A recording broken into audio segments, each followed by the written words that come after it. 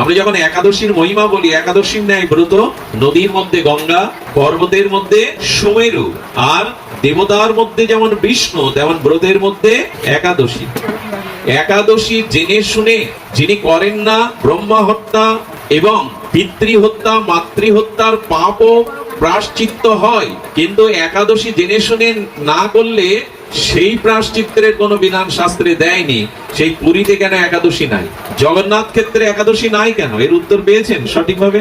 স্কন্দ পুরাণে এর একটি মহামহিমা আছে, খুব ধ্যান দিয়ে শুনুন। জগন্নাথ ক্ষেত্রে যদি একাদশীর দিনে যান, অনেকেই বলে কি যারা একাদশী নিষ্ঠার সহিত করে তারা ওখানেও একাদশী, কিন্তু স্কন্দ পুরাণে নিষেধ আছে। একাদশীর দিন যদি জগন্নাথ ধামে যান, ওদিন আরো আকান্ত আপনাকে অন্ন পেতে হবে, জগন্নাথের প্রসাদ পেতে হবে, না হলে বরঞ্চ আপনার অপরাধ হবে। তোমরা এক মুখে আর কত কথা বলবে? একাদশীতে পঞ্চশস্যের মধ্যে কি যায়? পাপ যায়। এই জন্য পঞ্চশস্য একাদশীতে নিতে নেই। কিন্তু জগন্নাথ ক্ষেত্রে এই নিয়ম নেই কেন? ওখানে কেন একাদশীর বেলায় নেই, বরঞ্চ একাদশীতে গেলে আপনাকে জগন্নাথের প্রসাদই পেতে হবে? এর কিছু কারণ ব্যাখ্যা করা হয়েছে, ধ্যান দিয়ে শুনুন। অনেকেই এই ব্যাখ্যা করেন যেখানে যারা ব্রতধারী নিষ্ঠার সহিত ব্রত করে তারা প্রসাদটা দিলে সম্মান করে তুলে রাখেন, পরের দিন পারণে ওটা পান। অনেকেই বলেন না এই ব্যাখ্যা, কিন্তু এই ব্যাখ্যা ওখানে টিকবে না, এই ব্যাখ্যা ওখানে যথাযথ নয়। স্কন্দ পুরাণ কি বলছে শুনুন। জগন্নাথ ক্ষেত্রে কেন একাদশী ওখানে বিদেহ নয়, তার কারণ হলো একাদশীতে পঞ্চশস্য বা অন্নের মধ্যে পাপ দেবতা প্রবেশ করে, কিন্তু অন্নটা যখন ভগবানের ভোগ হয়ে প্রসাদ হয় তখন ওটাকে অন্নবুদ্ধি করা উচিত কি? প্রসাদ আর গোবিন্দ, প্রসাদে গোবিন্দ, প্রসাদ আর অন্ন এক কি? তাহলে ওটা কি ভেবে নেওয়া হচ্ছে? অন্ন ভেবে? কি ভেবে নেওয়া হচ্ছে? প্রসাদ ভেবে।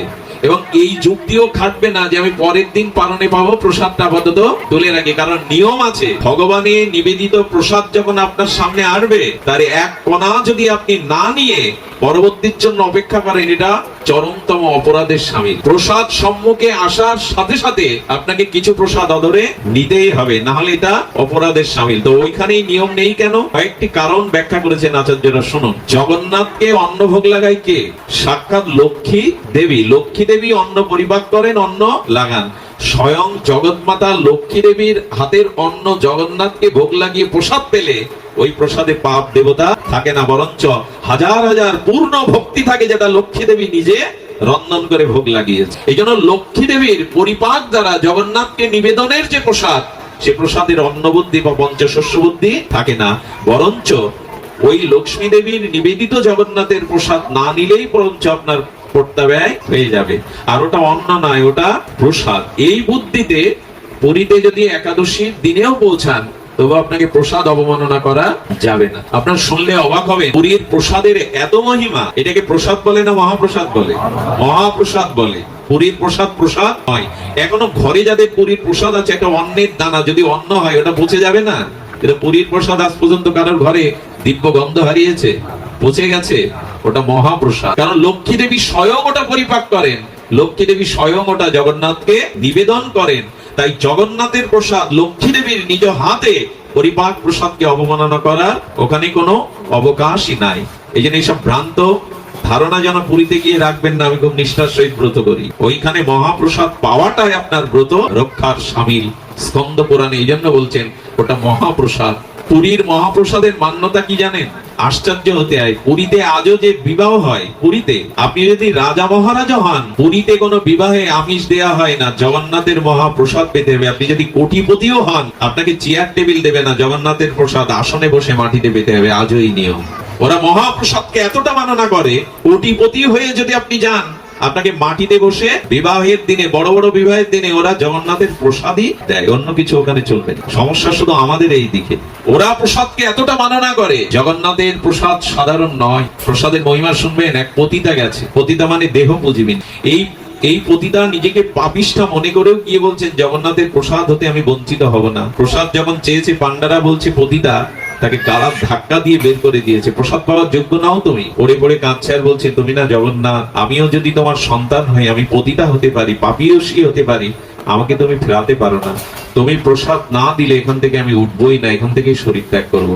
কি বলবো, একটা কুকুর এসে সামনে বমি করে দিল। আর এই পতিতা মনে করলো তুমি তো সাক্ষাৎ রূপে আমার কাছে আসতে পারবে না, তাই এই রূপেই প্রসাদ দিয়ে গেলে, প্রসাদটা করজোরে যখন তিনি মুখে দিলেন, জগন্নাথ প্রসন্ন হয়ে আদেশ দিলেন, ওর চুলের খোপাটা আমার মন্দিরে দর্শনার্থীদের জন্য থাকবে, কারণ ওর প্রসাদে এত বিশ্বাস।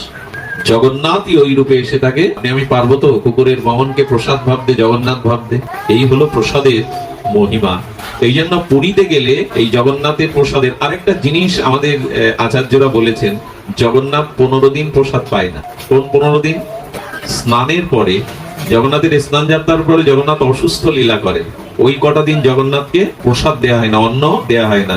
কেন জানেন? জগন্নাথ বললেন একাদশীর মতো ব্রত নাই, তাই সারা বছর তো আমিও একাদশী করি না, তোমাদের করতে দেই না, ওই সারা বছরের একাদশী ব্রতটাই 15 দিনে আমি সেরে দিচ্ছি। আর ওই 15 দিন অনেক মহাত্মা আছে, ওই কথা মনে করে, উপবাস মনে করে নিজেরাও অন্ন নেয় না জগন্নাথের যারা সেবক। এই গেল মোটামুটি জগন্নাথের সিন্ধু থেকে বিন্দু মহিমা। আমার মনে হয় রাত গভীর হচ্ছে, ফিরেও যেতে হবে আপনাদের। আমরা একটু লীলাতে যাই। তো অপূর্ব দুটি লীলা কথা আপনাদের জন্য অপেক্ষা করছে, এবার ধ্যান দিয়ে শুনুন। মনটা বৃষ্টির দিকে, আবহাওয়ার দিকে, রাত্রির দিকে না দিয়ে, এই দিন তো সব দিন আসে না, আমরা একটু শ্রবণ করি জগন্নাথের মহামহিমা। জগন্নাথের মহামহিমা বলতে গিয়ে মনে পড়ে বলদেবের অবতার আচার্য হলেন শ্রীমৎ রামানুজাচার্য। কি বললাম? রামানুজাচার্য হলেন বলরামের অবতার। উনি পুরীর সম্পর্কে জেনে দেখলেন ওখানে ভাতের মাড়, ভাতের ফ্যানের মাড় দিয়ে জগন্নাথের পোশাক চুরিয়ে পরানো হয়। ওইখানে যা ইচ্ছে, জগন্নাথকে স্নান করানো হয় না জানেন, সব জায়গার বিগ্রহে অভিষেক করা হয়, প্রতিদিন স্নান করানো হয়। জগন্নাথকে কিভাবে করাই জানেন? জগন্নাথের সামনে একটা আরশি থাকে, দর্পণ, ওই দর্পণেই জল ঢেলে ওই প্রতিচ্ছবিতেই স্নান করানো হয়। ওদের কাছে প্রশ্ন করা হলো পান্ডাদের কাছে, উড়িষ্যাবাসীর কাছে, সব বিগ্রহের অভিষেক করানো হয়, তোমরা জগন্নাথকে চ্যান করাও না কেন? একদিনের চ্যানের ঠেলায় 15 দিন শুয়ে থাকে অসুখ হয়ে, ওকে চ্যান করাবো? এটা কিসের সেবা? বিধির সেবা না, অনুরাগের সেবা, ভালোবাসার। আমি আগেই বলেছি প্রেম নিয়ে যেতে হবে জগন্নাথের কাছে। ওখানে বিধির থেকে প্রেম, যেমন বিধি মার্গের থেকে রাগ ভক্তিটা আরো উচ্চই। বুঝতে পারছেন না? আয়না সামনে রেখে দন্তমাজন করে, একটা মাঝে আয়নার মধ্যে জগন্নাথকে দেখে স্নানও করায়। জিজ্ঞাসা করলে বলে একদিনের স্নানে 15 দিনে জ্বর, তাকে প্রতিদিনে স্নান করে ভুগবো, শুয়ে রাখবো? রামানুজাচার্য আচার্য শ্রেষ্ঠ, চতুর্সম্প্রদায়ের অন্যতম বলরামের অবতার, উনি বললেন এটা চলতে পারে না। সাক্ষাৎ বিগ্রহ জগন্নাথের ওখানে এই সব যা মনে করা হয় তাই ভোগ লাগায়। এখানে কোনো আচার নিয়ম বৈদিক রীতিনীতি নাই। উনি চলে এলেন, পুরীর রাজা গজপতিকে বললেন আজ থেকে আমি বৈদিক নিয়মে সুচারুরূপে জগন্নাথের সেবা পূজা হবে। ধ্যান দিয়ে শুনুন, অপূর্ব ঘটনা। তো তখন পান্ডারা বলছে তাহলে এতদিন আমরা আমাদের মনের মতো করি, কারণ জগন্নাথকে তারা ভগবান জ্ঞানে না, নিজ জ্ঞানে প্রেমের দৃষ্টিতে সেবা করে। কচু শাকও দেয়, যাই। একবার এক বুড়িমা নিমের পাতার রস করে মাটির পাত্রে নিয়ে যাচ্ছে, বলে এই পদ দাও। বলে বুড়ি কোথায় যাবে? বলে আমার ছেলে এই ঘৃত অন্ন পুষ্পান্ন খেতে খেতে ওর পিত্তরোগ হয়ে যাবে, আমাশা হবে, তাই ওকে একটু নিমের রস খাওয়াতে। বলে কে তোমার ছেলে? বলে তোমরা যার সেবক ওই জগন্নাথই আমার ছেলে। পান্ডারা ভাবলে এর মাথা খারাপ হয়ে গেছে, নিমের পাতার রস খাওয়াবে? এই বুড়িও নাছড় বান্দা, এ আমার ছেলের তোমরা সেবক, আমাকে আমার ছেলের কাছে যেতে যাবে না? জগন্নাথ আমার ছেলে। বুড়িমা যখন শুনছে না তখন ধাক্কা দিয়ে দিলেন, মাটির ঘরটা পড়ে ভেঙে নিমের পাতার রস ছড়িয়ে পড়লো। জগন্নাথ আর ভোগ নেবেন না। মূল পান্ডাকে বললেন আমার মা এনেছিল আমার জন্য নিমের পাতার রস, আমার মঙ্গলের কথা ভেবে পেতে দাও নেই, নিমের পাতার রস বুড়িমা আমাকে দেবে, তবে আমি ভোগ স্বীকার করবো। জগন্নাথ এত করুণাদা, সেই দিন থেকে তিতো দেয়া হয়। আরো শুনবেন তার কৃপা। কর্মাবাই জগন্নাথের একজন ভক্ত ছিল, কি নাম বললাম? এদের নাম নিলেই কল্যাণ হয়। কর্মাবাই। কর্মাবাই আমাদের ভক্তমাল চরিত্রে আছে, এক গ্রামের অশিক্ষিতা, শাস্ত্র না জানা এক বুড়িমা। কিন্তু এই বুড়িমার জগন্নাথের প্রতি বাৎসল্য প্রেম ছিল, সন্তান মনে করতেন। তিনি শুনলেন পুরীতে 9টার দিকে ভোগ লাগানো হয়। আমার জগন্নাথ এত পায়, অত ক্ষুধা লাগে, ভোরবেলা কেন, সকালে কেন ওকে কিছু দেয় না? এই মনে করে, ওই ভাবনাতে উনি সকালে উঠে বাসি কাপড়ে স্নান না করে খিচুড়ি রান্না করে। খিচুড়ি রান্না করে ডাকে, জগন্নাথ আয়, কখন তোকে খেতে দেবে? এতক্ষণ না খেয়ে থাকবি? ঠিক মা যেমন সন্তানকে ঘুম থেকে তুলেই খাওয়ানোর জন্য ব্যস্ত হয়, উনিও সন্তান মনে করে ওইভাবে আকুল ভাবে ডাকেন। কি বলবো আপনাদের, এত করুণা কলিযুগে জগন্নাথের নিয়ে এসে সাক্ষাৎ কর্মাবাইয়ের কাছ থেকে খিচুড়ি পেতেন, সাক্ষাৎ পেতেন। ওই এসে যেদিন দেরি হতো রান্না করতে, তখন উনি বলতেন তাড়াতাড়ি করো মা, তাড়াতাড়ি করো মা। এই থেকে নাম হয় করমা, তাড়াতাড়ি করমা। এই বলতে গিয়ে ওনার নাম হয়। একদিন এক সাধু এসে দেখছেন উনি জগন্নাথের ভোগ লাগান, অথচ বাসি কাপড়ে তিলক না মালা না ওইভাবে রান্না করে ওই কাপড়েই দেন। বলে ও বুড়ি, তোমারই ভোগ জগন্নাথ, ওনার চোখ তো আর নাই, উনি দেখবেন জগন্নাথ পেয়ে যাচ্ছে, বাৎসল্য সন্তান গালি। বলে বুড়ি ভুল হচ্ছে তোমার, আরে শাস্ত্র না মানলে ভগবান সেবা নেয় না। শাস্ত্র মানো, স্নান করো, তিলক মালা আন্নিক করে তবে ভগবানের ভোগ রান্না করতে হয়। বুড়িমা তো শাস্ত্র জানে না, শ্রদ্ধা আছে, ভয়ে ভয়ে পরের দিন সকালে ওই করতে গেছে। জগন্নাথ দাঁড়িয়ে থেকে বারবার বলছে, তাড়াতাড়ি করো না মা, তাড়াতাড়ি করো, 9টা বেজে যাচ্ছে, মন্দিরের দুয়ার খুলবে। জগন্নাথ সেদিন আর প্রসাদ কি বলবো আপনাদের, জগন্নাথ পান্ডাকে দিয়ে পাঠাচ্ছেন ওই সাধুর কাছে, যাও গিয়ে জিজ্ঞাসা করো তো কোলের সন্তানকে মা খাওয়াতে গেলে তার স্নানমালা তিলক নিতে হয় কিনা, আহ্নিক করতে হয় কিনা। ওকে বলে দাও সব জায়গার জন্য সব নিয়ম না, ওকে বলে দাও ওকে আমার মা, আমাকেও বাৎসল্য জ্ঞানে ভালোবাসে, এই জন্য ওই নিয়ম এখানে। সাধুকে যখন পান্ডা বলল, জিহ্বা কেটে বারবার ক্ষমা চাইতে লাগলো, মা ভুল করেছি, তুই যে রাজ্যের ভালোবাসা দিয়ে জগন্নাথকে ভালোবেসেছিস ওখানে আমি কল্পনাতেও পৌঁছাতে ক্ষমা করে দেবা। এর কিছুদিন পর জগন্নাথের নিত্যলীলায় কর্মবা প্রস্থান করলো। যখন দেহ রাখলো বলবো, সেদিন জগন্নাথের মন্দির খুলে দেখলো জগন্নাথ কাঁদছে, আর চোখ দিয়ে প্রেমস্ত্র গড়িয়ে পড়ছে। এই সত্য সংবাদ শুনুন। জগন্নাথের চরণে পান্ডারা গজপতি রাজা বললে, প্রভু কাঁদছো কেন, তুমি আনন্দের ঠাকুর? বললো, আমার মা আজ নিত্যলোকে চলে গেল কর্মাবায়, আমাকে খিচুড়ি কে খাওয়াবে প্রতিদিন সকালে, ডেকে ডেকে আমাকে এই খিচুড়ি প্রসাদ কে খাওয়াবে? সেই দিন থেকে করমাবাইয়ের নামে আজও বালভোগে জগন্নাথকে খিচুড়ি দেয়া হয়। এত করুণা জগন্নাথের। তো রামানুজাচার্য এসেছেন, আমি বৈদিক নিয়মে আজ থেকে এখানে সুচারুরূপে জগন্নাথের সেবা। এই পান্ডারা তোমরা বেরো, আর ওনার মুখের উপরে কথা বলবে রাজারও বলদেবের আচার্য অবতার। 5 দিন জগন্নাথের সেবা উনি বৈদিক নিয়মে করছেন। কি নিয়মে? 5 দিন। সেবকরা বাইরে দাঁড়িয়ে কাঁদছে, গোসাই আচার্য কি সেবা দিচ্ছেন জানি না, আমরা আমাদের মনের মতো করে সেবা দিতাম, আমরা মন্ত্র না জানলেও আমাদের জগন্নাথ যা ভালোবাসে তাই করতাম। জগন্নাথকে ওরা কিরকম ভালোবাসে জানেন? এই যে জগন্নাথকে রথে তোলার আগে দেখেছেন দুলে দুলে তুলে জগন্নাথকে, আচ্ছা সরাসরি তুললে তো হয় না, উনি নেচে নেচে দুলে দুলে আনন্দে উঠবেন। দুলে দুলে তুলতে তুলতে ওটা তো অনেক ভারী, মাঝে মাঝে ওরা যখন বইতে পারে না, পেছন থেকে পান্ডারা গালি দেয়। ভগবানকে গালি দেয় কারা? ভগবান ভেবে না প্রিয়জন ভেবে? ব্রজবাসীরা নন্দলালাকে গালি দিত, সে গালি বড় মধুর, বলে খেয়ে খেয়ে খুব ভারী হয়ে গেছে না, খেয়ে খেয়ে খুব ভারী হয়ে গেছে, এখন উঠতে কষ্ট হচ্ছে তোমার। এরই বলে প্রেম, এরই বলে ভালো। ভগবানকে বলতে পারবেন তো খেয়ে ভারী হয়ে গেছে, উঠতে চাচ্ছ না, পড়ে যাচ্ছ, এরকম বলে ওরা। পান্ডারা মনে করছে ঘরে দৌড় দিয়ে কাঁদছে ওখানে দাঁড়িয়ে। জগন্নাথ ভেতরে যখন কাঁদছেন, রামানুজাচার্য দেখছেন জগন্নাথের চোখে জল। বলদেব বলছেন, সুভদ্রা দেবী বলছেন, ঠাকুর ঠাকুর তুমি কাঁদছো কেন? বলে, আমার ভক্তদের সেবা যে আমি 5 দিন পাচ্ছি না, আমার কষ্ট হচ্ছে। আচার্য এসেছে বৈদিক নিয়মে, কিন্তু ওরা যে আমাকে সেবা না দিতে পেরে ওদের হৃদয় কাঁদছে, চোখে জল, আমি সইতে পারছি না। সঙ্গে সঙ্গে রাত্রে যখন আচার্য ঘুমিয়ে পড়েছেন রামানুজাচার্য, তখন গরুরকে সংবাদ দিয়েছেন ভগবান জগন্নাথ। গরুকে বললে, 2টো পাখা মেলে এই আচার্যকে ঘুমের মধ্যে তুলে দক্ষিণ ভারতে দিয়ে এসো। চিন্তা করতে পারেন, এই হলো জগন্নাথ। দক্ষিণ ভারতে গরুর তুলে দিয়ে যখন ভোরবেলা ঘুম ভাঙছে রামানুজাচার্যের, দেখছে উনি পুরীর ঘুমিয়েছিলেন জগন্নাথ পুরীতে, আর উনি দক্ষিণ ভারতে। সঙ্গে সঙ্গে ধ্যানের দ্বারা বুঝলেন জগন্নাথ আর আমার ওখানে রাখতে, ধন্য ধন্য করে প্রণাম করতে লাগলেন জগন্নাথের ভক্তদের, ধন্য তোমরা, ধন্য তোমাদের সেবা। এই জন্য সবসময় যে শাস্ত্রের নিয়ম মেনে সেবা, ভালোবাসার সেবা এরকম নয়। পরম পুরুষ রামকৃষ্ণ মা ভবতারিণীর মন্দিরে মা ভবতারিণীকে থালে অন্ন দিয়ে মুখে তুলে বলছে, খানা মা, খেয়ে নে। মায়ের দিকে অবলক নয়নে বলছে যখন, খেয়ে নে। তখন রামকৃষ্ণদেব বলছেন, মার কথা শুনতে পাচ্ছেন, মা বলছেন, সন্তান না খেলে কি মা খায়? ও আমি খাইনি বলে তুই খাবি না, এই দেখ আমি খাচ্ছি। সেই প্রসাদের নিজের মুখে তুলে দিয়ে কয়েক গাল খেয়ে বলছে, এবার খা মা। এভাবে লেখা আছে তো শাস্ত্রে। এটা ভালোবাসাতে হয়, এটা ভালোবাসাতে হয়। মা খেতেন রামকৃষ্ণ দেবের হাতে, আজও মা ভবতারিণী আছে, কিন্তু কথা বলাবার খাওয়ার মতো রামকৃষ্ণ দেব নেই। এই জন্য বিগ্রহকে শুধু নিয়ম করে না, ওই কর্মা বায়ের মতো প্রীতি দিয়ে সেবা করতে হবে। রামানুজাচার্য ধন্য ধন্য করতে লাগলেন, জগন্নাথের সেবক থেকে তোমরাই শ্রেষ্ঠ। আমি নিয়ম খাটাতে গিয়েছিলাম, কিন্তু নিয়ম বড় না, প্রেম বড়, অনুরাগ বড়, প্রীতি বড়, প্রীতি বড়। জানেন, আমার নিজের একটা ঘটনা বলি। এই জন্য যেখানে প্রেম আছে, শ্রদ্ধা আছে, সেখানে উঁচু নিচু বিচার করবেন না।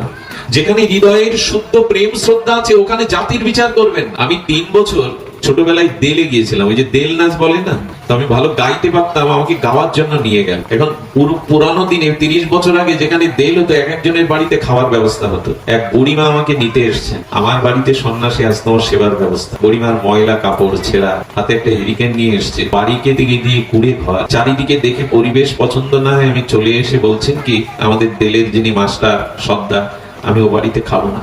এবং তারা জাতিতেও, যাদেরকে আমরা বাইরে মনে করি নিচু জাতি, এরকম একটা অভিমান ছিল তখন। আমি যখন ফিরে এসেছি, তখন বুড়িমা আবার চলে এসছে, বাবা আমরা গরিব বলে, নিচু বলে পাবে না। তোমার চোখের জল দেখে আমার ভেতরে ঘৃণাবোধ থাকলেও আমি সেদিন গিয়েছিলাম। আপনাদের কি বলবো, সেই সাধারণ কি যেন দিয়েছিল। আমি যখনই ওনারা বরণ করে ধূপ দীপ দিয়ে আরতি করে বলছেন, বাবা কতদিনের স্বাদ, কতদিনের স্বাদ, একজন সন্ন্যাসীকে ঘরে সেবা দেব, কাঙাল আমরা কিছুই নেই। বিশ্বাস করুন, সেই এক মুঠো প্রসাদান্ন মুখে তুলে দিয়েছিলাম, আজও জিহ্বায় তার স্বাদ পায়। সমস্ত লোমকূপ গুলো খাড়া দিচ্ছে, ভেতরে একটা সাত্ত্বিক বিকাশ সেদিন লক্ষ্য করেছিলাম। ওই দিন প্রতিজ্ঞা করেছিলাম, যেখানে শ্রদ্ধা আছে, ভক্তি আছে, ওখানে যেন বিচার না করি আমরা, ওখানে যেন বিচার না করে বসি, অভিমান না দেখিয়ে বসি। জগন্নাথ এমনি করে ভালোবাসতেন তার ভক্তদের দেওয়া যা কিছু, তিনি এমনি করেই ভালোবাসতেন। শুনবেন তাহলে, খুব হৃদয় জোড়ানো সদন কষাইয়ের কথা। জগন্নাথের এক পরম ভক্ত ছিল, কি নাম? সদন কষাই। কি কাজ ছিল জানেন? মাংস বিক্রেতা। কষাই মানে কি? মাংস বিক্রি করতে। আমি একটা জিনিস বলি, পূর্বজন্মের সংস্কার না থাকলে ভাগবত পথে, যাদের ছোটবেলা থেকে বা যাদের মধ্যে ভগবত প্রেম আছে, জানবেন এটা পূর্বজন্মের সুসংস্কার, এই জন্য তারা এগোতে পারে।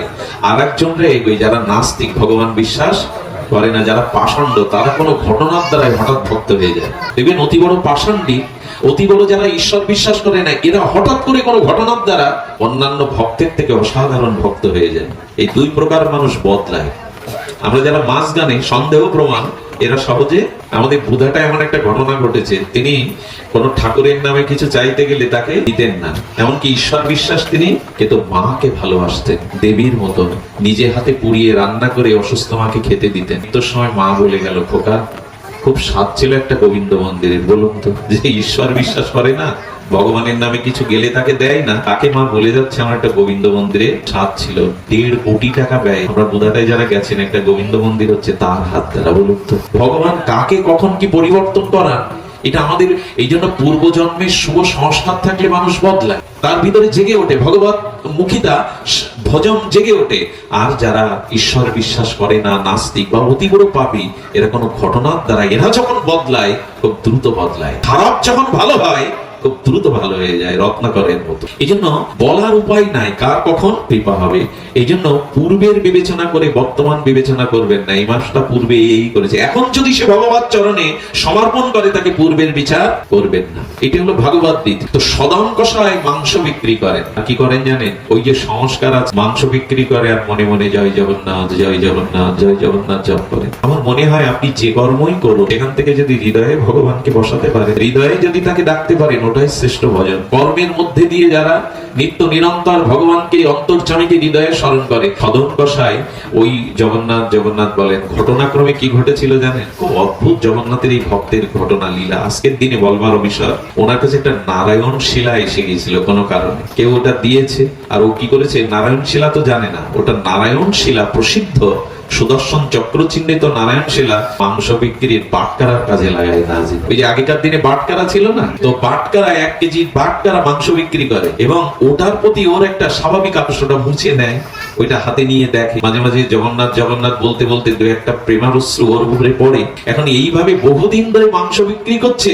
শিলা বিগ্রহ এক ব্রাহ্মণ কোনো কারণে ওই পথ দিয়ে যাচ্ছিল, নারায়ণ চক্র শিলাটা দেখে উনি মানে নাকে কাপড় গুজে যাচ্ছে, মাংস বিক্রি করছে, ব্রাহ্মণ উপবিদধারী। হঠাৎ করে ওনার চোখ গেছে ওই দিকে, গিয়ে দেখে আরে এ তো নারায়ণ শিলা। কিছু দূর চলে গিয়ে বলছেন, এই গন্ধ তো নিতে পারবো না, স্নান করতে হবে। কিন্তু শিলা দেখে ফিরে এসে বলছে, বাবু তোমার এই বাটকারাটা আমায় দেবে। উনি যদি শিলা মনে করতেন কি বাটকারার কাজে লাগাতেন, উনি জানেন ব্রাহ্মণ বুদ্ধিমান, বলে তোমার এই বাটকারাটা আমায় দেবে। আপনি ব্রাহ্মণ, আমার দোকান পর্যন্ত এসে দর্শন দিয়েছেন, এটাই তোমার ভাগ্য, এটা আপনি নিয়ে নেন। এই দিয়েছে, ওনার মনের মধ্যে একটা শূন্যতা, ব্যথা কাজ করছে, কিছুই ভালো লাগছে। দিকে ব্রাহ্মণ গিয়ে কি করেছে জানেন? পঞ্চামৃত দিয়ে অভিষেক করে, গঙ্গা জল দিয়ে ধুয়ে, আর সমস্ত আদি ক্রিয়াকর্ম, বৈদিক কর্মকাণ্ড করে আসনে বসিয়েছেন। আসনে বসলে মধ্যরাত্রে স্বপ্নেতে বলছেন, নারায়ণ শিলা আমাকে ওর কাছে দিয়ে, আমার এখানে ভালো লাগছে না। স্বপ্নে বলছেন, তো উনি মনে করেছেন স্বপ্নেতে। সকালে উঠে দেখে নারায়ণ শিলাতে ভিজে জল, কাঁদছেন, আমার এখানে ভালো লাগছে না। প্রশ্ন করছেন, আমি সৎ ব্রাহ্মণ, আমি বৈদিক মন্ত্র দ্বারা তোমাকে অভিষেক করিয়ে সুচারুরূপে আসনে রেখে তোমায় পূজা দিচ্ছে, মাংস বিক্রেতার কাছে যেতে তোমার ইচ্ছা? মাংস বিক্রি করে ঠিকই, কিন্তু অন্তরে জগন্নাথ জয় জগন্নাথ সর্বদা জপ করতে থাকে। আমি হৃদয়ে থেকে ওর প্রেম মাখা নামটা আমার বড় ভালো লাগে। ও আমাকে মাঝে মাঝে হাতে তুলে নেয়, ওর প্রেমাশ্রু মাঝে মাঝে বিন্দু হয়ে পড়ে। আমার এখানে ভালো লাগছে না, কষ্ট হচ্ছে, যাও ওখানেই দিয়ে এসো, জয় জগন্নাথ, ওইখানেই দিয়ে এসো। এই হলো ভক্তের ভগবান। ওরে ঘর থেকে মনে করবেন না এখানে কি আর ঠাকুর থাকে। রোহিদাসের চামড়া ভেজানো, রোহিদাসের চামড়া ভেজানো পুকুরে অর্জুন স্নান করতে গিয়ে নামতে পারছে না, চামড়া ভেজানো জলে পাণ্ডবদের মধ্যে অন্যতম বিশ্ববিজয়ী অর্জুন স্নান করবে। গঙ্গা জল, একটু জল গঙ্গা গঙ্গা বলে মাথায় নিতে গিয়ে চামড়াটা সরিয়ে দেখে মকর বাহিনী গঙ্গা দাঁড়িয়ে আছে হাত পেতে। মা তুমি এখানেই চামড়া ভেজানো এইখানে? বলে হ্যাঁ রে, রোহিদাস প্রতিদিন একটা করে মালা দিতে আসে, আমার সেই মালাটা নেওয়ার জন্য আমি এখানে আবির্ভূত হই প্রতিদিন। রোহিদাসের কাছে তার শিষ্য ছিল কাশীর রাজা। একটু মন দিয়ে শুনুন, ভক্তি কোথায় এই জন্য বিচার করতে নেই। রাজা গিয়ে পেছনে হাত পেতেছে, উনি ধ্যানমগ্ন, একটু চরণামৃত দিই। চামড়ার জুতোর কাজ করতেন তো রোহিদাস, তো ওই যেখানে চামড়া নরম করার জন্য একটা পাত্রে জল ভিজাতো, ওই জল হাত থেকে তুলে দিয়েছে চরণামৃত মনে করে। যদিও রাজা, গুরুদেবের হাতে ওই চামড়া ভেজানো জল, কি বললেন রাজা তো এটা চরণামৃত করে কি পাওয়া যায়, পকেটে রেখে দিয়েছে, কোটের পকেটে রেখে দিয়ে গিয়ে দেখে কোটের কোনায় ওই জলে একটু দাগ হয়ে গেছে, দাগটা মোছার জন্য ধোপার কাছে দিয়েছে, এটা ভালো করে তুলে দেবে, এটা রাজার কোট। ধোপা যখন বারবার কাছতে গিয়ে দাগ উঠছে না, তখন মনে করেছে রাজা তো দাগ না তুললে তো আমাকে সে তিরস্কার করবে, সাজা দেবে, মুখ দিয়ে দাঁত দিয়ে ওটা চুষতে গেছে, যদি দাগটা এই ওইখানটা চোষণ দিয়েছে একদিন আগে চরণামৃত শুকানো, সেই ওর মধ্যে অস্ত্র প্রেম পুলক ভগবত ভক্তি প্রকাশ হয়ে গেছে ওই রসে। ওইটুকু যে দাঁত দিয়ে চুষেছেন যে ভাই, ওর মধ্যে প্রেম এসে গেছে। ও হাসছে, কাঁদছে, গড়াগড়ি দিচ্ছে, ভাগবতের স্তুতি করছে। মনে লেখাপড়া জানেনি, ভাগবতের স্তুতি করছে, হরিনাম করছে। ওর স্ত্রী, ওর প্রতিবেশী যে স্পর্শ করছে তাকে প্রেম পেয়ে যাচ্ছে। রাজার কানে কথাটা গেল, রাজা ডেকে বললো তুমি তো লেখাপড়া জানো না, ভাগবত বলছো কি করে? তোমার চোখে কেন প্রেমের অশ্রু? তুমি কেন হরি বলতে গিয়ে গড়াগড়ি দিচ্ছ? রাজা আমি জানি না, তবে কোটের কোনায় যে দাগটা তুলতে দিয়েছিলেন, এই কথা বলছো কেন? কোটের কোণে যে দাগটা ছিল, ওই দাগটা চুষতে গিয়ে আমার ভেতরে প্রেম এসে গেছে। ওই দাগ কিসের দাগ? রাজা বাবু ছাড় খেয়ে পড়লেন, এসে রোহিদাসের কাছে বললেন আর একবার চরণামৃত দিন। রোহিদাস বলল জীবনে আর ওই চরণামৃত তুমি পাবে না, তোমার বিশ্বাস হয়নি যখন এই জন্মে। আর তুমি যেখানে ভক্তি আছে, প্রেম আছে, বিচার করবেন না কোন জাতি, কারা এরা। এই বিচারটা আজ আমরা করতে করতেই শেষ হয়ে গেলাম। ভক্তির কোনো জাত নাই, ভক্তি যেখানে সেখানেই সবকিছু। আপনি ভাবতে পারেন এই যে ব্রজবিধি, এর বাবা মা মনে ওর বাবা ধ্যান চালায়। আজকের দিনে এই জাতীয় একটা অনুষ্ঠানের কল্পনা আমরাও করতে পারি। এই বর্ষার দিনে, এমন দিনে কার মধ্যে ভগবান যদি বলেন তোমাকে এনেছে বলে প্রশংসা করছো না, অল্প ভাগ্যে গৃহে বৈষ্ণবের পাদ ধুলো পড়ে, কম ভাগ্যে ভগবানের কথা হয় গৃহে। কত ধনী মানি আছেন, কত পদমর্যাদাশীল ব্যক্তি, তার গৃহে আপনাদের পাদ ধুলো পড়ে, হরি কথা হয়, জগন্নাথ কথা হয়। এটা প্রভুর কৃপা, এটা প্রভুর করুণা। এই জন্য সদন কসাইয়ের কাছে যখন এসে বলছে সদন আমি জাতিতে ব্রাহ্মণ, বৈদিক ব্রাহ্মণ, কিন্তু আজ তোমাকে একটা প্রণাম করতে ইচ্ছা করছে আমার। আজ নারায়ণ তোমার জন্য কাঁদছেন, ভগবান তুমি কত বড় ভাগ্যবান। যেই বলেছেন এটা নারায়ণ শিলা, আমি মাংস বিক্রি করতাম, বুকে জড়িয়ে ধরে কেঁদে বললেন ঠাকুর অনেক অপরাধ হয়ে গেছে, অনেক তোমাকে দিয়ে আমি বাটকারা সাজিয়েছি, এই কাজ আমি করব না। বাড়ি বসে বসে ফুল তুলসী দিয়ে সেবা করতে লাগলো। আর ভগবানের সেবা করতে করতে হৃদয়ে এত বৈরাগ্য জাগলো যে আমি পুরীতে জগন্নাথ দর্শনে যাবো, আর এই সংসারে থাকবো না। বিগ্রহকে বুকে নিয়ে আজ পুরীর পথে চলেছেন, জগন্নাথের পথে চলেছেন। সুধীবৃন্দ, পথে অনেকেই যাচ্ছেন, উনি সাধুদের, বৈষ্ণবদের দলে মিশলেন না, একটু আলাদা গেলেন। কেন জানেন? আমাকে দেখলে, আমার ছোঁয়া লাগলে যদি ওদের যাত্রা বিঘ্ন হয়। একটা জিনিস বলি, অভিমান রাখবেন না। অভিমানটা থাকলে হয় না, দৈন্য চায়। আমি তো মাংস বেচা সদন কষাই, আমাকে দেখলে যদি বৈষ্ণবদের ভজনে ক্ষতি হয়, তাই কাটা পথ দিয়ে, বনের পথ দিয়ে চলেছেন লীলাচলে। সভ্য যারা, বৈষ্ণব যারা, তাদের সাথে যাচ্ছেন না। আর যেতে যেতে ওই ব্যাকুলতা, ওই জগন্নাথের কবে দেখবো তোমার শ্রীবদন, কবে তোমার চরণে নিজেকে সঁপে দেব, এই ব্যাকুলতায় চলতে চলতে, দেখুন একটা জিনিস বলি, পথে চলতে চলতে না অনেক পরীক্ষা দিতে হবে আপনাকে। পরীক্ষাটা হলো কি, কিছু দূর পথে সাধুর দল থেকে বলছেন এই সদন তুমি আমাদের দলে মিশো না, খবরদার আসবে না, মাংস বিক্রি করো, তোমার অঙ্গে লেগে গেছে এখনো মাংসের গন্ধ, তুমি এই দলে আসবে না। আমার একটা কথা আপনাদের কাছে অনুরোধ, এই পথে যারা এসেছেন, যখনই কোনো অপমান হবে, কলঙ্ক হবে, একটা জিনিস মনে করবেন, ভগবান আপনার সাথে খেলা শুরু করেছেন। আচ্ছা, মানুষ খেলে কার সাথে? অচেনা লোকের সাথে না, পরিচিত লোকের সাথে। আর সব দিন প্রতিদিন খেলে কার সাথে? যার সাথে খুব ভজন পথে উঠে যদি ভগবানের প্রিয় হতে পারেন, তখন আপনাকে খেলবে ভগবান, উনি খেলতে ভালোবাসেন। এই খেলাটা অপমান দিয়ে, কলঙ্ক দিয়ে আপনাকে দেখবে খেলাটা কতটা। খেলায় কার সাথে বললাম, প্রিয়জনের সাথেই তো খেলে। গোবিন্দ খেলা শুরু করেন, প্রথম অপমান দিয়ে শুরু করেছে। তো বললেন, আর ভক্ত কি মনে করে জানেন, প্রভু প্রভু তোমার পরীক্ষায় আমি পরাজিত হব না, ফেল হব না। এই কলঙ্ক, এই অপমান তুমি আমাকে তোমার করবার জন্য এই পরীক্ষা রূপে দিয়েছো। খেলাতে আমি হারতে রাজি নই, খেলাতে আমি হারবো না। খবরদার, এই পথে আসতে গিয়ে যদি কোনো কলঙ্ক অপমান সহ্য করতে হয়, জানবেন ভগবান আপনার কাছে খেলছেন, তার কাছে নেবে বলে। আপনাকে প্রিয় জ্ঞানে উনি স্বীকার করে নিয়েছে, এই জন্য তিনি খেলছেন।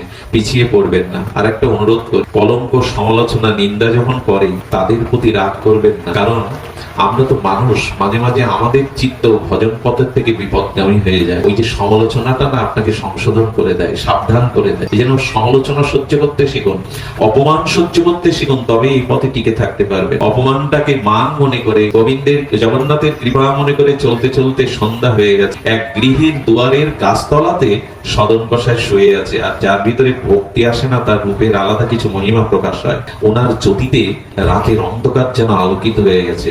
ওই ঘরে যুবতী সুন্দরী একটি রমণী ছিল, যার স্বামী ঘুমিয়ে আছে। উনি দরজা খুলে দেখছেন যে কে যেন জ্যোতির্ময় যুবক শুয়ে আছে, সদন কষায় শুয়ে আছে। সঙ্গে সঙ্গে ওই যুবকের দীপ্ততা দেখে, যৌবন দেখে ওনার ভিতরে কাম জেগে উঠলো। কি মার্মিক ঘটনা দেখুন। আর যখন কাম জেগে উঠে উঠলে, স্বামী শুয়ে আছে, তো ইশারায় উনি আহ্বান করছেন, ঘরে এসো। সদন কষায় ওনার ইশারা দেখে কি ইঙ্গিত করছে, এরকম যাবো না ইঙ্গিত করছেন। আর উনি তখন মোহগ্রস্ত হয়ে কি মনে করেছে জানেন, তোমার ঘরে স্বামী আছে, স্বামী থাকলে আমি তোমার কাছে একটা জিনিস বলি, যখনই ভেতরে কোনো কাম বা কামনা জাগবে, তখন আপনার মধ্যে বিপরীত বুদ্ধি এসে যাবে, বিনাশের বুদ্ধি এসে যাবে। ক্ষয়তে বিষয়ং বংশা সংজাত সঞ্জায়িত কামাত, কামত ক্রোধভিজায়তে ক্রোধ ভবতি সম্মহ, সম্মহ স্মৃতি ভ্রমসাৎ, স্মৃতি ভ্রমসাৎ বুদ্ধি নাশাৎ, বুদ্ধি নাশাৎ প্রণশ্যতি। গীতাতে স্বয়ং ভগবান নিজ মুখে বললেন, কামের থেকে কামের ধ্যান বা কামের চিন্তাটা আরো ক্ষতিকারক। ধ্যায়তে বিষয়ং পুংসা, খুব ধ্যান দিয়ে কথাটা লক্ষ্য করুন, ঘুম আসলে এড়িয়ে যান। যখনই কোনো কামের চিন্তা আপনার মধ্যে আসবে, কামনার চিন্তা, ওই কামনাটা পরিপূরণের থেকে ক্ষতি হলো ওই চিন্তা। যখনই কোনো ভোগের বাসনা আপনার মধ্যে ধ্যান হবে, চিন্তা হবে, জানবেন ওটা ভোগের থেকে আরো ক্ষতি করবে। কারণ যে বিষয়ে আপনার কামনা জাগবে, সঙ্গে সঙ্গে বাসনার উৎপত্তি হবে, সেই সঙ্গ পাওয়ার লালসা জাগবে। এই জন্য সমূলে আগে উঠলেই ওটা নাশ করুন। যখনই অবৈধ কোনো অশাস্ত্রীয় কামনা জাগবে, ওটা ওই মুহূর্তে যদি নামের দ্বারা, বিবেকের দ্বারা নাশ না করতে পারে, ধ্যানই আপনার ক্ষতির কারণ। ধ্যায়াতে বিষয়ং, বিষয়ের ধ্যান হলো সঞ্জায়তে, তখনই ওই বস্তুর সাথে সঙ্গের ইচ্ছা জাগবে, বাসনা প্রবল হবে। আর যখন বাসনা প্রবল হবে, আর বাসনা পূর্ণ হলে আরো লোভ বেশি যাবে। আর যদি বাসনা প্রাপ্তিতে বাধা হয়, তখন ক্রোধ আসবে। যখন ক্রোধ আসবে, তখন বুদ্ধি ভ্রম হয়ে যাবে। বুদ্ধি ভ্রম হলে বুদ্ধি নাশ হবে, আর যার বুদ্ধি নাশ হয় তার পতন হয়। এটা ভগবান বলেছেন গীতা। তো ওই সদন কষাই যখন ইশারায় বলছে যাবো না, নেড়েছে, মোহগ্রস্ত কামাসক্ত হয়ে মনে করেছেন আমার স্বামী ঘরে আছে, স্বামী থাকলেও আমার কাছে। দেখুন মোহ কি জিনিস, ধারালো অস্ত্র নিয়ে স্বামীর গলায় চালিয়ে দিল, গলা কেটে হত্যা করে এসে বলছেন, এই দেখো তুমি বলছিলে না ইশারায় আমার স্বামী থাকলে তুমি ঘরে আসতে পারছো না, স্বামীকে হত্যা করে তোমার আমাকে গ্রহণ কর। এতটা কামোদ্দীপ্ত স্বভাব মানুষকে কোথায় নিয়ে যায়। আজকে এই ঘটনাগুলো চারিদিকেই ঘটছে পৃথিবীতে। মানুষ হিতাহিত জ্ঞান শূন্য হয়ে, কামনাবশত হয়ে কি করছে সে নিজেও জানে না। স্বামী বিদেশে চাকরি করে, চাকরি মানে কি, ওই যে বিল্ডিং এর কাজ করে, রাজমিস্ত্রির কাজ করে। ছোট একটা বাচ্চা রেখে গেছে বাংলাদেশে, স্ত্রীকে টাকা পাঠায় আর বলে খোকাটাকে ভালো দুধ কিনে দিও, মানুষ করো। মহিলা কি করে জানেন, বা স্বামীও কি করে জানেন, বিপরীতে স্ত্রী হয়তো বিদেশ থেকে টাকা পাঠায়, ওই ছেলেকে হত্যা করে পরপুরুষের হাত ধরে ঘর পালায়। জগৎটা এমনই, কাম মানুষকে এখানে নিয়ে যায়। তো সেই সুন্দরী রমণী এসে বলছে স্বামীকে হত্যা করেছি, আমাকে গ্রহণ কর। সদান কষাই বলছেন, আপনি যা ভেবেছেন আমি তা নই, আমি জগন্নাথের পথে উঠেছি, আপনার মনোবাসনা পূর্ণ আমার দ্বারা সম্ভব নয়, আপনি ফিরে যান, ক্ষমা করুন। কাম বাধা হলে কি হয়, কি হয়, কাম বাধা হলে ক্রোধ। বলে দেখো তোমার জন্য আমি পতিকে হত্যা করেছি, আমি কিন্তু সবকিছু পারি, তবে তুমি যদি না মানো, এই দেখো আমি তোমাকে উপযুক্ত, বাঁচাও বাঁচাও বলে চিৎকার করতে শুরু করেছে রাত্রে। এই দিকতে গ্রামবাসী এলে বুকের কাপড় ফেলে দিয়ে বললেন, আমাকে ভোগ করতে চেয়েছিল, বাধা দেওয়ায় স্বামীকে হত্যা করে এই দেখো আমাকে জোর করে করবে। চিন্তা করতে পারে। কসাই জগন্নাথকে ডেকে বললেন, বা ভালোই খেলছো তো, খুব ভালো খেলা শুরু করেছে, তবে একটা অনুরোধ জগন্নাথ, খেলাতে যেন আমি না হেরে যাই। এই হলো ভক্ত, খেলাতে যেন আমি না হেরে যাই। প্রভু খেলতে চাও তো আমাকে নিয়ে, তবে সাথে রেখো, খেলাতে যেন হেরে না যায়। সবাই সকালবেলা বিচার সভা বসালো। বিচার সভাতে তখন জগন্নাথকে ডেকে বললেন, জগন্নাথ আমাকে যত সাজা দেয় দিক, কিন্তু বাঁচিয়ে যেন রাখে তোমাকে যেন জীবনে মরার আগে একবার দেখতে পারি, আমাকে যেন অন্য সাজা দিন। তখন বলছে যেমন যেমন রাধারানী দশম দশায় সখীদের বলছিল, দেখ আমি যদি মারা যাই আমার দেহটা তমালে রাখিস। ললিতা বলছে তমালে রাখলে কি হবে, তোর দেহ তো কাক পশু পাখি ঘুরে ঘুরে খাবে। তখন কাককে ডেকে ডেকে বায়ুষকে ডেকে ডেকে রাধারানী বলেছিল, আমার চোখ দুটো তোরা যেন খাস না, কারণ প্রাণনাথ যদি কখনো ব্রজে আসে সে যেন দেখে এই চোখ এখনো তার প্রতীক্ষায় আছে। তো উনি বলছেন আমাকে যে সাজা দিবেন দিবেন, কিন্তু প্রাণটা রাখুন। মনে মনে বলছেন যেন জগন্নাথকে একবার ব্যাকুলতা না থাকলে তাকে পাওয়া যায়। তখন বললো, আচ্ছা তোমার সাজালো যে হাত দিয়ে তুমি এই করেছো, তুমি যখন দোষ স্বীকার করেছো তোমার দুটো হাত কেটে নেওয়া হলো। সঙ্গে সঙ্গে হাত কেটে নেওয়া হলো, হাতটা ব্যান্ডেজ করে চলেছে। জগন্নাথ ভালোই করে, তোমার সমনা হলে তো তুমি তার সাথে বেশনা দেখা দাও না, তোমার যেমন হাত নেই, ওরা আমার হাত দুটো কেটেই বলেছে সমনা হলে তো তুমি দেখা দেবে না। এই কাটা হাতে রক্ত বসছে, কোন রকমে জড়িয়ে নিয়ে কাপড় দিয়ে জগন্নাথ জগন্নাথ জগন্নাথ, বাধা তার পথে যেতে, বাধা সহ্য করুন। এই বাধা ডিঙিয়ে গেলেই তো তাকে পাওয়া যায়। জগন্নাথ জগন্নাথ বলতে বলতে আর চলতে পারছে না, ক্ষুধা তৃষ্ণায় রক্ত ঝরছে, পড়ে গেছে ধুলায়। জগন্নাথ কি করেছে জানেন, রথযাত্রার দিন, সেই রথযাত্রার দিন ওই একই ঘটনা বহু লীলাতে শুনবে। জগন্নাথকে যখন তোলা হলো, জগন্নাথ আর চলে, রথ বন্ধ, রথ চলে না। আর পুরীর যে গজপতি রাজা, পুরীর যে সেবকবৃন্দ ভক্তবৃন্দ বলছে, জগন্নাথ বলো বলো কি কি কি কেন তুমি চলছো না, বলো কেন তোমার চোখে জল ভরা। বললো আমার এক ভক্ত পড়ে আছে, তাকে পালকিতে করে নিয়ে এসো। মাংস বিক্রি কথা সাধন কষায় নিয়ে এসো তাকে। ওরা ফিরে এসে বলছেন, প্রভু নিয়ে আসতে বললেন, এখানে তো হাজার হাজার লোক, কাকে চিনবো যে তোমার ভক্ত সাধন কষায়। তখন উনি বললেন, গিয়ে দেখো আমার মতো তার দুটো হাত নেই, তাকে নিয়ে এসো, যাও পালকিতে করে নিয়ে এসো। সাধন কষাই দেখে পড়ে আছে, মুখ দিয়ে একটাই শব্দ, জয় জগন্নাথ জয় জগন্নাথ জয় জগন্নাথ, আর কোনো শব্দ নেই। তাকে দেখে পান্ডারা পালকিতে চড়ে পালকিতে উঠিয়ে বলছে চলো। বলো কে তোমরা? আমরা জগন্নাথের সেবক, তোমরা এইভাবে কেন পালকি এনেছো? আমি কষাই, আমার পালকিতে ওঠার অধিকার নেই, জগন্নাথের সামনে যাওয়ার অধিকার নেই। বলে জগন্নাথ তোমার জন্য পালকি চড়িয়েছেন, চলো। পালকিতে ওঠার আমার যোগ্যতা নেই, চলো আমি হেঁটে যাই। পান্ডারা তাকে একরকম পালকিতে জোর করে তুলে নিয়ে জগন্নাথের সামনে আনলেন। জগন্নাথের সামনে যে এসেছে হাত দেখিয়ে বললেন, প্রভু প্রণাম করবো। সেই প্রণামের হাত দুটো আমি তোমার পরীক্ষায় তোমার খেলায় হারিয়েছি, কিন্তু